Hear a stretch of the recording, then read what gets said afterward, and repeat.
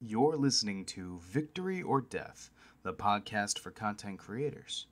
If you like what you hear today, please consider following or subscribing so that you never miss an episode. Without further ado, please enjoy the show.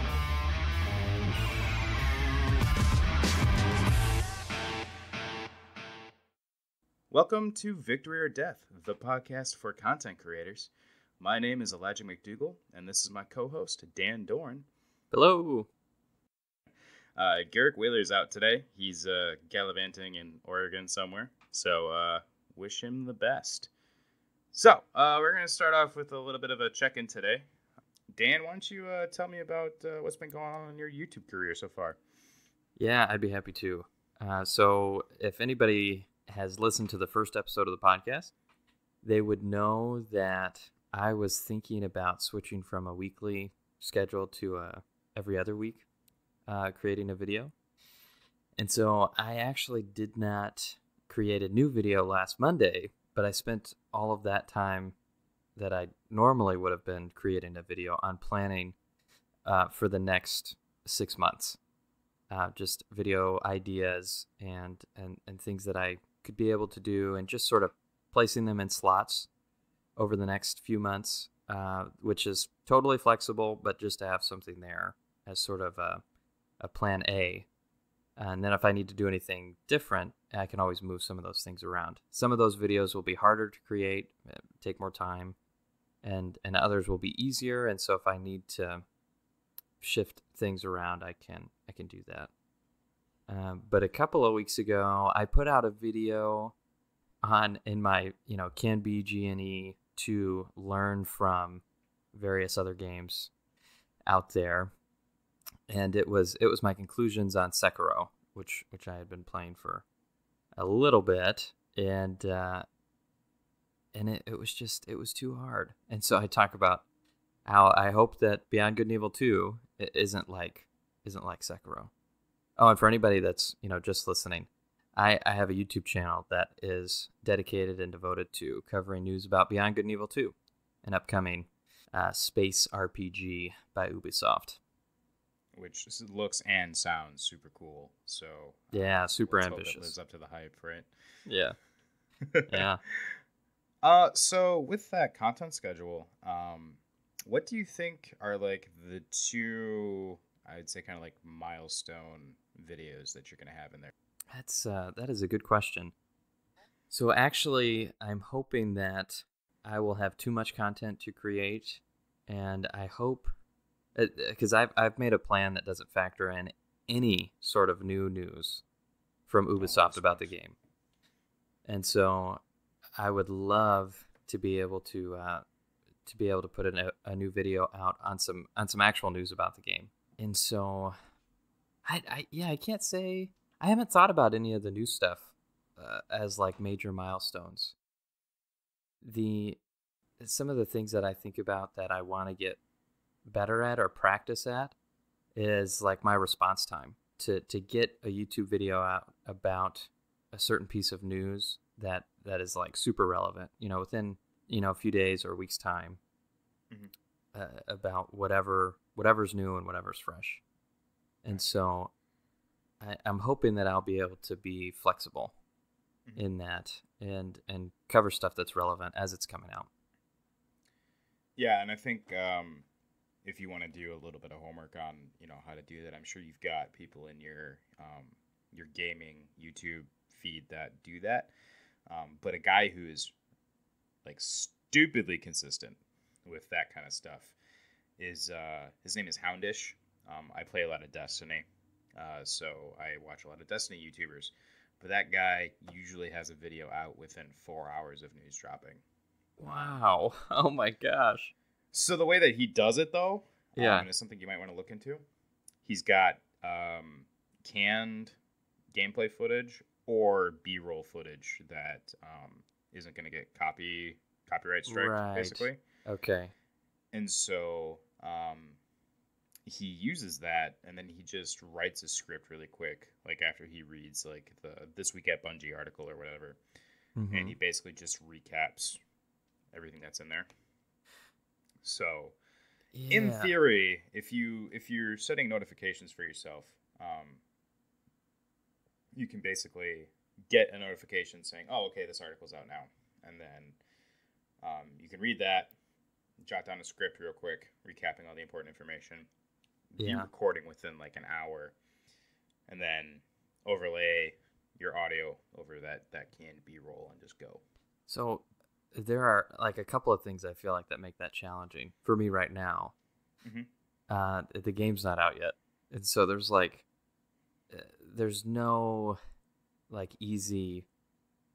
It's not like I'm playing Beyond Good and Evil 2 all the time Hmm. and can get Yeah. B-roll footage of that. So I always have to slap something behind my videos that maybe isn't even like closely relevant to the topic. Like if it was to be pre-recorded like that. Hmm. And then the other challenge is something that I want to talk about a little bit later. But uh, yeah, I really like that idea. But I guess you're right. I mean, I play ESO a lot, so I mean I could still record gameplay footage of me playing ESO Hmm. and just slap that behind videos and stuff. Have But there's a you disconnect there, you know? Right? Yeah, because like you're not doing ESO content. Yeah. So I mean, have you thought about maybe doing a like footage from playthrough footage of Beyond Good and Evil 1? And I've done that, uh, but I the noticed that in your last video. yeah, the game is so the thing with Beyond Good and Evil, the original, is it's a game that's the same every time you play it. So, it's not like you can spend hours and hours within that game, at least in this universe, in this game, getting all sorts of different kinds of experiences and different kinds of footage.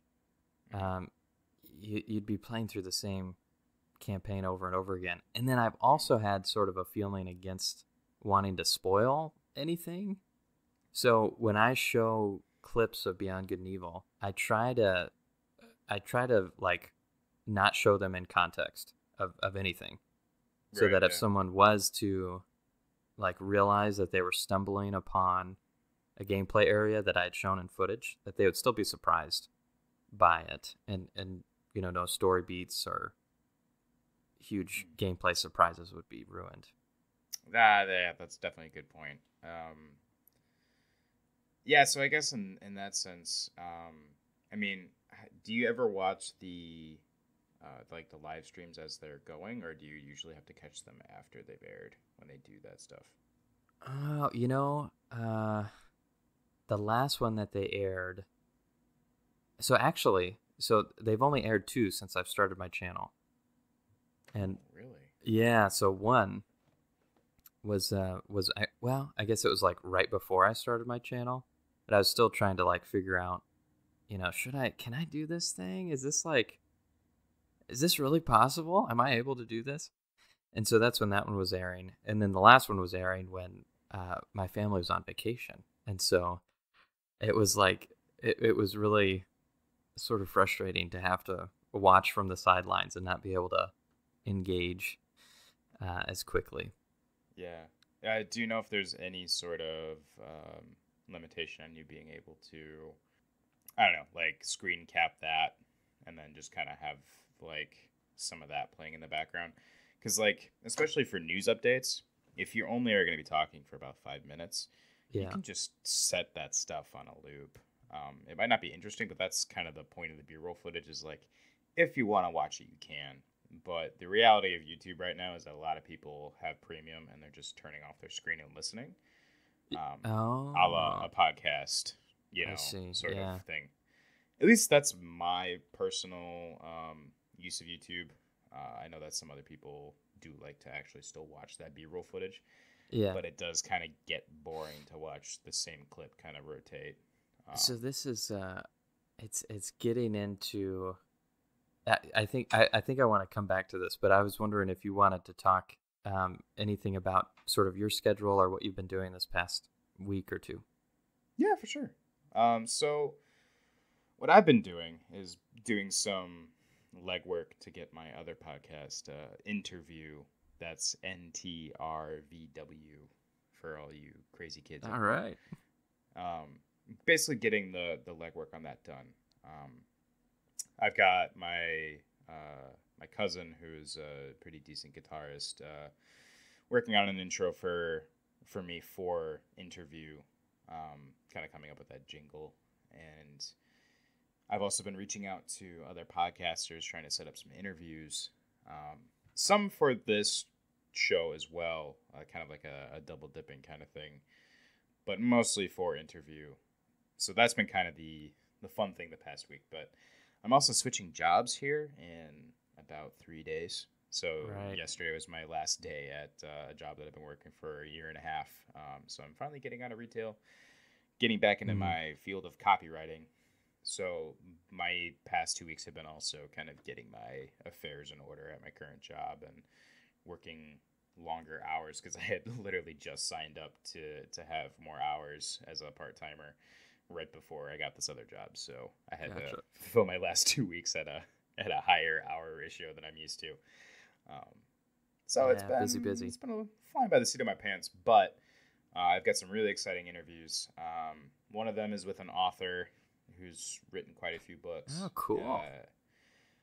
The other one that I'm really excited about is a guy who was a stand-up comedian in LA for like 5 years, and he has a podcast where he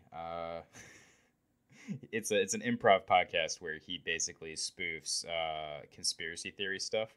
His guests get a randomized slideshow, and they're just supposed to like read the lines on the slideshow, and basically they do like a mock interview, and like the person doesn't know what they're reading. It's basically like Who's Line, but in podcast form. Okay. Wow. So I'm very much looking forward to talking to him. I think it'll be a blast. So I will be posting those podcasts in the same RSS feed. Anyway, so that's kind of what I've been up to. Just, staying busy. I haven't been able to get as much into some of the design stuff I've been wanting to do with everything that's been going on. Since my vein of content creation ends up being less entertainment and more almost practical stuff, since I'm a writer and a designer, it takes a lot of different forms. And also my stuff doesn't necessarily take longer, but it's more technical time. So if I'm not in the right mindset to be designing, like it's just, I'm not designing that day. So these are like these two different podcasts, the one that we're on now and the one that you're planning for. Will those both sort of be your flagship forms of media that you're doing? And which one will most closely partner with your Instagram and other things that you're doing? Yeah, so I think I'm going to try to do both on my Instagram as much as possible. Okay. Instagram's been not cooperative lately. I've been trying to, put out the video, like just little snippets of the podcast and stuff on Instagram, and it hasn't been working. Instagram is either saying that it's not long enough, or it's too long, or when I try to boost it to try to get it out there for, just try to drive some traffic to the site or to the podcast, that there's too many words in the picture and they don't know who to like send it to as an ad. So I've just been having nothing but problems. Oh man. So that's I might need to I might need to realign my visual content strategy a little bit and figure out how to make it work better. So that one's going to be a work in progress. I have no clue how I'm going to achieve that yet. Okay. I've started the wheels turning, so like I got some ideas on the back burner, but they're very unfleshed out right now. Gotcha. Yeah, Instagram is totally alien to me. I have no idea how that stuff works. Yeah, and like it's such a ripe platform right now, but the algorithms are always designed to work against new people. So interesting. This gets into my hot take for the end here, but boy, so I won't talk about it. So we'll come back. Yeah, to but that. they're changing the algorithms sort of, or at least even the engagement system in Instagram, might help new people, it might not. So it's been this weird ecosystem, and since they're owned by Facebook, and Facebook is Oh, I didn't know basically that. creating a ecosystem for businesses where only about 10% of your followers are actually seeing your posts, which is ridiculous, Okay. in a bad way. So like, the podcast page has like, I think 60 followers, right? So that Okay. means 6 people on average are only seeing my posts. Okay. Yeah. So it doesn't matter if it's boosted or not. Like, it just That's a darn engagement on shame. Facebook is really off the wall weird. I know that there's a way to make it work, because some people do make it work for them, and just not. I haven't found the secret sauce yet. Well, I mean, so this makes me think of branding. Mm. I mean, is that obviously that's like a challenge to establishing a brand. Hmm. I don't even know what brand really means, but Hmm. you have a mind for that sort of a thing. You had brought it up in conversation before. Yeah. So what are questions to ask about branding? So I think the first thing to always address with branding is understanding what it isn't. So like, Okay. your logo and the way that you present your information, or like your content, or whatever you're doing, is not your brand, which smacks a lot of people over the head. Okay. Brand is your reputation. So that's the big shift you need to make in your mindset is, what is your reputation with your audience? That's your brand. What is your reputation when people aren't following you, but they hear about you? So like, that's your brand. So So it's if you not necessarily like the actual stuff you create. Right, yeah. So it's only your reputation. That is your brand. So Huh. if as a YouTuber, as you grow and you cultivate the idea that you are timely and accurate and can provide insightful hot takes for Beyond Good and Evil News, that's Mhm. your brand, right? So that's how people are going to think about you. Like, oh, well, we're going to go to the guy, the mildly morose man, and he has really strong, timely content, and he's like never scraping the bottom of the barrel. He's always got something interesting. That's your brand. Okay. Now, your visual identity is your logo, your thumbnails, and and then your content is kind of like the way that you market your brand. So it's a little weird, because people are like, yeah, so I'm a YouTuber, that's my brand. You're like, no, no, no, no. That's how you present content. Yeah. And then your content is basically what is marketing your brand. It's kind of this weird thing. It all works together to become brand identity as Okay. a umbrella.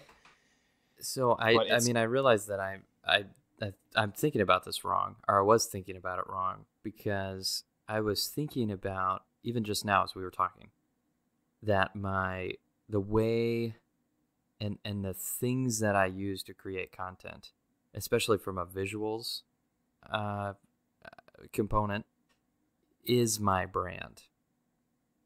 But that's not the case. Mhm. But it is significant and it is important, and it's still, I mean, so like the content that you create becomes your marketing tool. That's what you said. Yeah. So that's still obviously like very significant.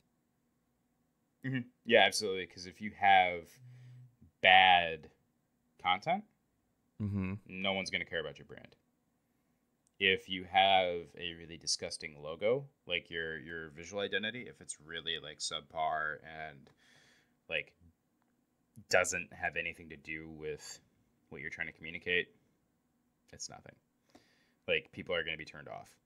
So Right. that's what's really hard, is that your content and your visual identifiers tie into your brand, but the brand is ultimately what people think about what you do or about yourself And or whatever. the brand is actually something you have less control over. I feel like it's like the most subjective part of this triangle. Absolutely. And that's why you have to make good content. And the way that you visually present yourself has to be strong, because you have to be able to influence your brand without being there to tell people, hey, I have this other thing or whatever. Mm-hmm. So, and that actually brings me up to, well, okay, so this is something that I would like to do with my content that would hopefully set me apart and make my content interesting visually. And I want to incorporate like more real life footage. And I actually did this in my last video on Sekiro. Although, it's very short, but like it wasn't just I didn't just pull that stuff up randomly. I did it on purpose because I wanted to bridge the gap from like talking about video games in a way that's disconnected from real life. And that's like this is based on sort of just a deeper thing that I want to be able to help encourage in people, that like there's a certain level of escapism in video games and like engaging media that I think is good and appropriate. But as long as that sort of escape or relaxation time always ends in like a re-engagement of real life circumstances, events, and relationships. And so that's actually what I'm wanting to accomplish by kind of putting these two things together. The video game news and footage and like a real life sort of thing. And so I want to try to achieve that in my visual content. I'm just trying to put this all together. I was thinking that this would be my brand, but this more so would affect my brand and how people think about my content. Exactly. So it's going to become sort of like your signature thing as you continue to develop that. Like, people are going to start watching your content. They're going to expect a blend of real life and also the escapism. And that's really cool. That will ultimately influence whether or not it's good or bad or well received or whatever, how people talk about you. And as that kind of snowballs, that's what becomes your brand. So like right now, with the number of subscribers you have, you might not really have a brand yet, because you're still getting established, you're still working out some of that visual stuff, and you're still building your audience. But like, as you build that, the brand will kind of grow apart from whatever you're doing. Right. Well, because so like right now, I mean, there's probably not a very like singular opinion among my subscribers. I mean, it's just sort of 60 random people. Right. And yeah, I guess it's just not large enough. I mean, it's probably so diverse because there's so few people. But with more people, there might be like a more of like a singular idea of how people feel about my content. Right. So I guess that's when it kind of comes from like community engagement. Okay. And then a little bit of that like group think that happens when you get a lot of people together in one place. So you try to figure it out based on their feedback. Yes. So there's only so much you can do to like pin down a brand. So like the best thing you can do is look at what kind of content you put out and how you present yourself and what people are saying, and you can kind of then deduce what your brand is. So like a good example for me, at least, and this is kind of where I'm getting this idea from, there's a designer named Chris Do who talks about this from time to time. Okay. And he has a YouTube channel that is, all about teaching designers how to design.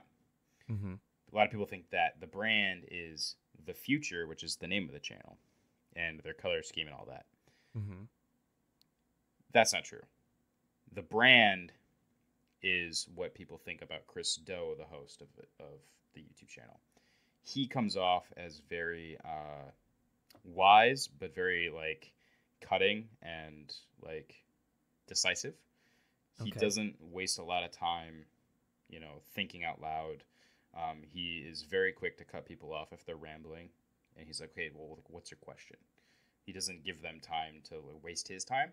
So like his brand Oh becomes like he's gosh. very disciplined and driven and wise with like a little bit of that cutting decisiveness there. Uh-huh. And so Okay. that's his reputation, which is your brand, right? So I guess brand in that sense is reputation, Hmm. and then everything else is identity. Yeah, so that's interesting. Because I'm trying to remember if we had talked about just like the different types of content creators and whether you need a strong personality to be successful in creating content. And maybe this is more from like a YouTube perspective, Mhm. where either your voice or your face or something is in the content itself. Your personality is going to be responded to. I mean, this is the thing that people are going to either latch onto, appreciate, or be turned off by. And I mean, so is that more so? And that's more so than like it is in Instagram. Yep. Because like Instagram, you can present your art or your photography and like a little bit of pretty copy, and like people might not really know who you are as a person. Okay. So in that sense, you can cultivate a brand based on what people don't know about you. In the vein of YouTube and podcasting, the your content is your voice and your words, not something that you captured or produced in a way. Like you didn't use your drawing skills on a podcast to, Right. entertain people. You Right. used your voice, you used your insights, you used your brain. So your brand as a podcaster or YouTuber is then how people think about your personality. That ends up being your brand. Um, and so yeah, you're right on the head. It's different when it comes to mediums where you can control what people think about you by putting out singular content that is designed to communicate one thing. But you're communicating a whole lot more when you're sitting in front of a microphone Mm-hmm. and either you're cut out for speaking in kind of that more radio fashion, or you talk like this and it takes you a really long time to get to your point, and like that kind of thing ends up turning people off, and your brand then becomes, oh, this person's not very good, or this person doesn't have good insight, and they suck. So Yeah. like your Which is brand awful. immediately gets crashed through the floor. Right, exactly. Yeah. And that's what's so scary about it. But you also can't care. You have to keep putting out stuff that you're proud to put out. And that's how you build a brand, because your content starts to speak for you. So even if, on Twitter, you occasionally go on a Twitter rampage and like you're kind of a jerk or something, um, in this day and age, it might ruin your reputation pretty quickly. But if your content is still really good, and the things that you have to say are still really helpful for people or really entertaining, oftentimes that can kind of make up for you.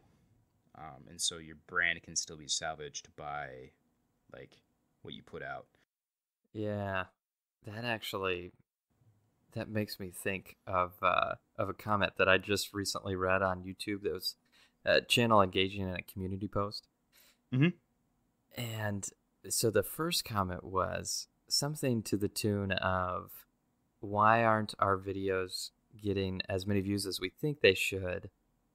Aren't we working hard on these things? What aren't you guys liking about it? I can't believe, we're just about to reach this like 100K subscriber mark. Why is the channel doing so poorly?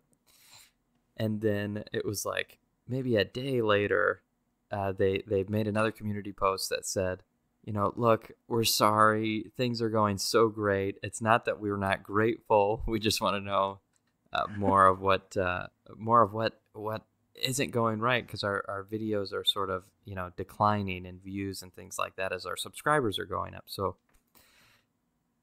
I just thought it was such a weird interaction.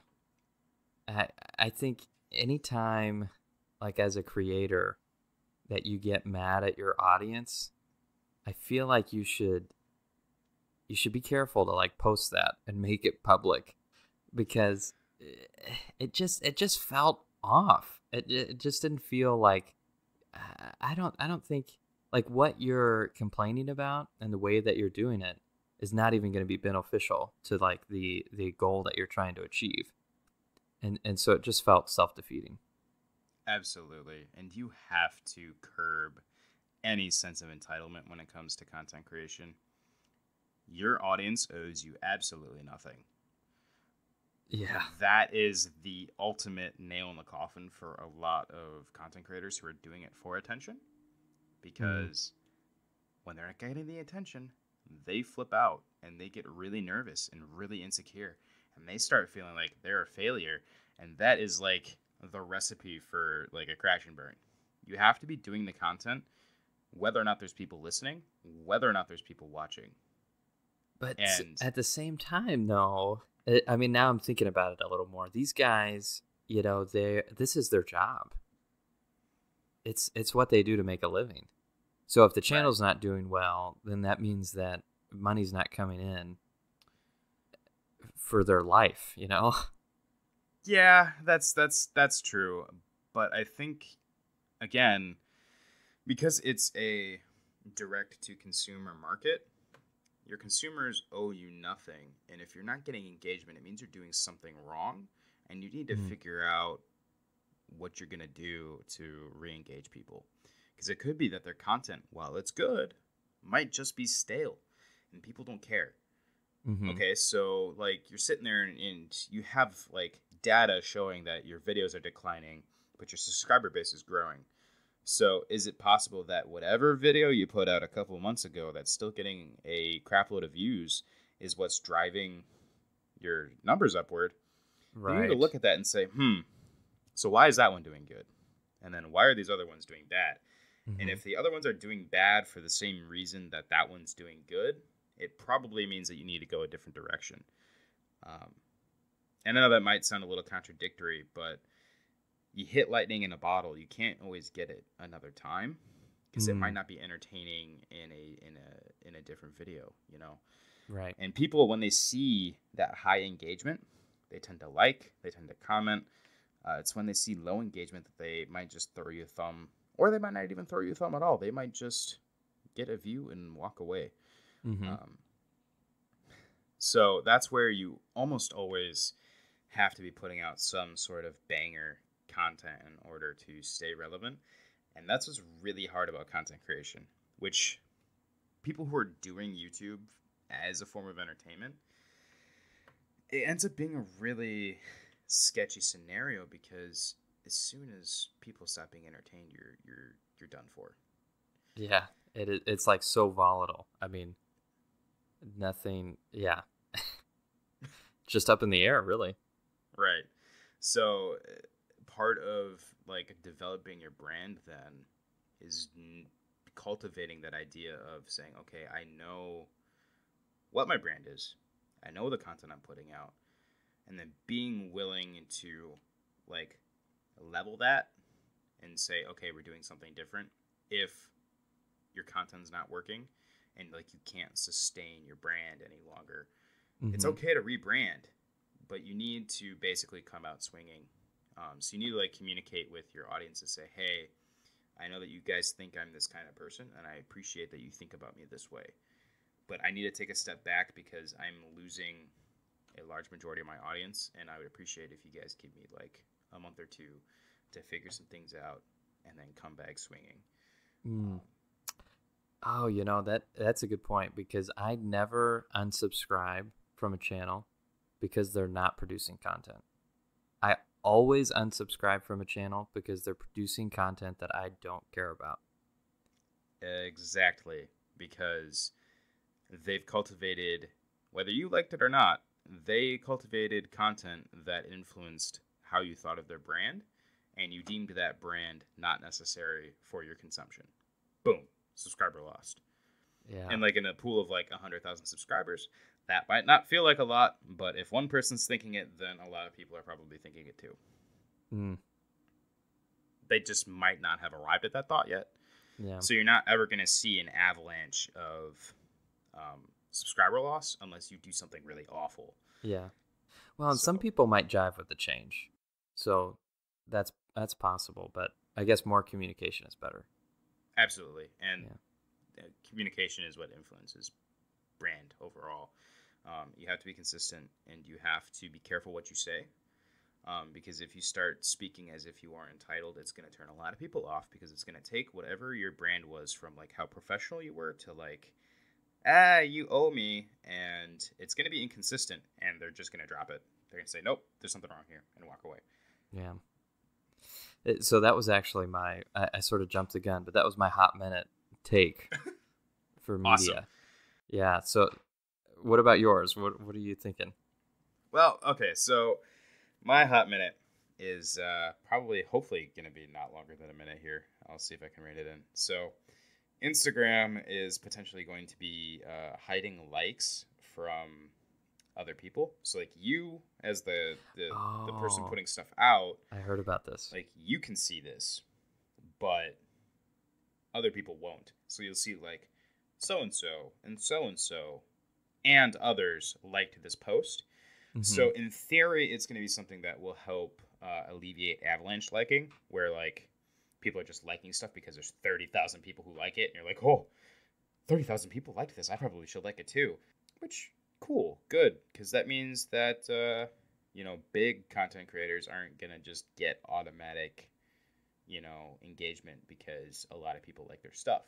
Right. So in theory, it might help small content creators get more engagement, because people who are just habitual like farmers, or whatever you're going to call them, people who only like stuff that has a lot of likes already, like they're not going to be inclined to just like what they see. They might actually be forced to consider what they actually enjoy. Hopefully it ends up being a positive thing, because I would like to see more people feeling less competitive with everyone. I don't know how the algorithm is how it's gonna do this, because technically all the data is the same, but you're not gonna be able to see who is the top just by looking at how many likes they have. You're gonna have to go into a sub menu and then look and see how many likes they have. So it might lead to more quality content. I think overall it's probably just a move to make people feel less pressured. So it might cut down on toxicity in comments. Okay. Yeah, I guess we'll see what happens. I would like to see a change to the algorithm rather than, people not being able to see likes. I think it's probably something that will help some people. It's not a problem for me because I don't care whether or not I get likes. Sometimes it sucks when I don't, but whatever, it's fine. I'm not here to get attention. I'm here to do something that's going to make me feel good. And that's, creating content that's going to help people. Yeah. Yeah, that's my hot 2 minutes. Whoops. No problem. Is there anything else you wanted to touch on before we close out? Nope. This was a great, helpful conversation. I learned a lot. Oh, that's good. And I hope that our listeners learned a lot too. Thank you for sticking with us, and thank you for dealing with the hiatus with our scheduling issues. We're going to try to get more regular. We're also going to try to somehow get this to 30-35 minutes. But we might just have to keep shooting for 45 and hope for the best. So I'm your host, Elijah McDougall, and this is my co-host, Dan Doran. Otherwise known as the Mildly Morose Man. And we will see you next time.